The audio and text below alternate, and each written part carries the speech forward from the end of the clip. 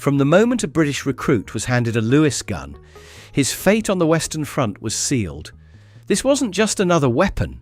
It was a magnet for enemy fire, a beast to maintain, and a symbol of unimaginable hardship. This is the complete story of the British Lewis gunner, and why his war was hell from the first day of training to the last shot fired. The Lewis gun was born from American design and British necessity. Developed by Samuel McLean and refined by Colonel Isaac Newton Lewis, the weapon was rejected by the US Army, reportedly due to a personal feud between Lewis and General William Crozier, before finding a home in Britain, where it entered service in 1915, manufactured under license by the Birmingham Small Arms Company. At just under 28 pounds, it was light enough for a single soldier to carry and fire. A radical departure from the heavier tripod-mounted Vickers gun, which weighed over 50 pounds with its mount and water cooling equipment, and required a dedicated team operating from a fixed position. This portability changed infantry tactics overnight. For the first time, a British section carried genuine automatic firepower into an assault, rather than relying solely on rifles and bayonets. The distinctive wide cooling shroud around the barrel, designed to draw air across the barrel using the muzzle blast, and the pan-shaped drum magazine on top, became one of the most recognizable silhouettes of the war, feared by German troops as the Belgian rattlesnake. Not every soldier could carry the Lewis gun.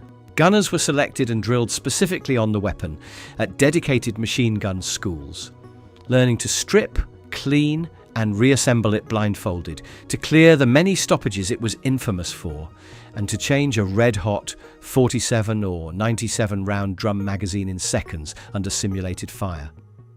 Training emphasized speed above all, because in real combat, hesitation meant death for the whole section relying on that gun. Every Lewis gun team had a second man, officially the number 2, and often a third and fourth soldier as ammunition carriers, since a single gunner could burn through his supply within minutes of sustained fire. The number 2's job was to carry spare drums, assist in loading, watch for stoppages, and step into the gunner's role the instant he fell. This built-in replacement system meant recruits training on the Lewis gun knew from day one that they were training for a position with an unusually short life expectancy. Some units reportedly lost multiple gunners in a single engagement, the weapon changing hands 3 or 4 times before the fighting ended. Once in the trenches, the Lewis gunners' real war began, and it was unlike anything a rifleman faced. German soldiers were trained to identify and eliminate automatic weapons before anything else, because a single Lewis gun could cut down an entire advancing wave in seconds. That made the gunner and his loader priority targets the moment they were spotted, whether by snipers, by artillery observers calling in fire, or by advancing infantry hunting the guns specifically before pressing their own attack. The weapon's own silhouette betrayed its user.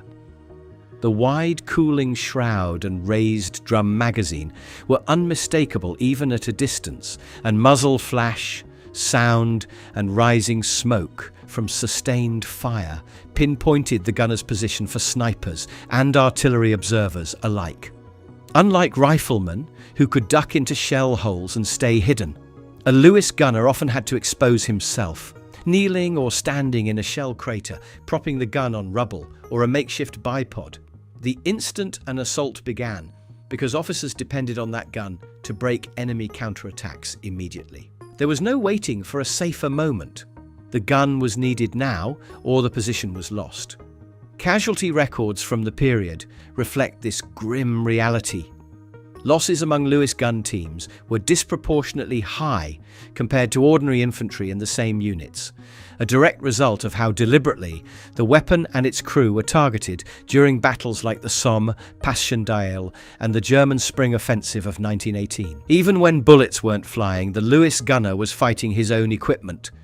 The gun's air cooling system, designed to prevent overheating, let mud, dirt and debris into the mechanism with ease, a fatal flaw in the waterlogged, cratered landscape of Flanders and the Somme.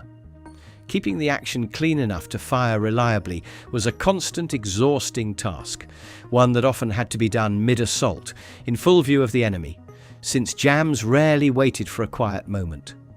Gunners carried small toolkits and spare parts, and were trained to diagnose a stoppage by feel alone in the dark or under fire, since a jammed Lewis gun in the middle of a German counterattack could mean the collapse of an entire section's position. Gas attacks added another brutal layer.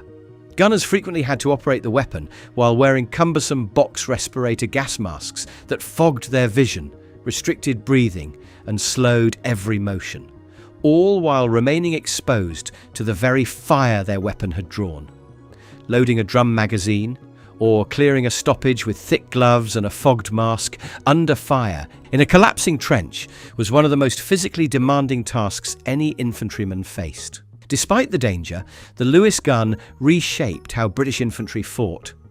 Sections began organising around the gun team, using it to provide covering fire while riflemen advanced in short rushes, a tactical evolution known as fire and movement that would influence infantry doctrine for decades after the war. During defensive actions, a well-placed Lewis gun could break up a German assault that outnumbered its defenders many times over, making it one of the most valuable assets a company commander had. This effectiveness was precisely the problem. The more valuable the gun became tactically, the more essential it was for the enemy to eliminate it, and the men who carried it, as quickly as possible. By 1917 and 1918, German infiltration tactics specifically prioritized locating and destroying Lewis gun positions in the opening moments of an attack, using grenades, trench mortars, and dedicated assault troops to silence the guns before the main assault even began. Beyond the physical danger, Lewis gunners carried a unique psychological burden. Every man in the section knew that when the whistle blew, the gunner and his loader would be among the first men enemy fire sought out. Some accounts from veterans describe a grim awareness among Lewis gun teams that their position was, in effect, a rotating assignment.